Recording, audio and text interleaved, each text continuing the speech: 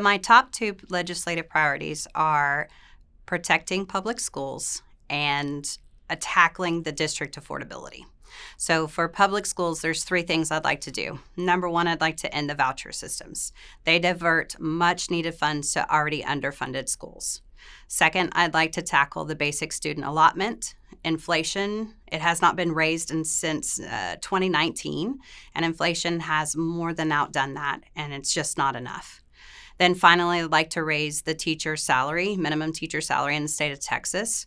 It costs about $54,000 a year for a single person to be able to afford Collin County. And that includes housing, that includes transportation, and medical costs without assistance.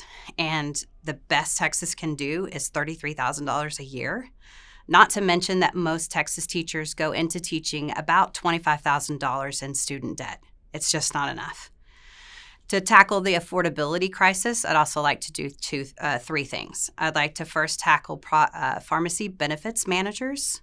These guys are middlemen who negotiate rebates from the pharmaceutical companies, and they're supposed to pass that savings along to the consumers, but they're just pocketing those rebates. The second thing I'd like to tackle is property taxes.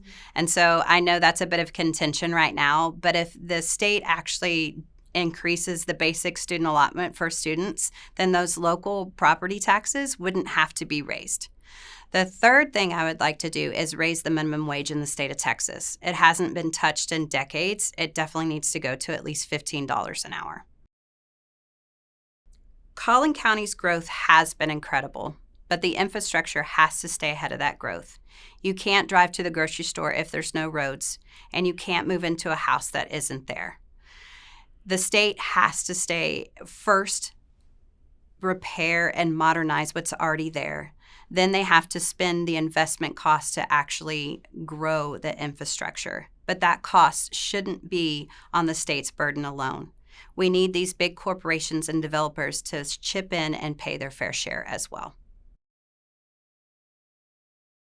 I have been a middle school teacher for the last 14 years, and if I can get classrooms full of middle schoolers to collaborate, I think I know a little bit of something about that.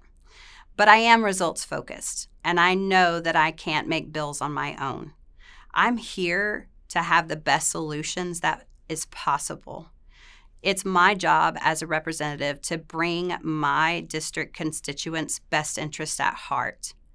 I'm not afraid to reach across the aisle if there's good solutions, but I'm also not afraid to push back if those proposed legislation hurts working families or public schools.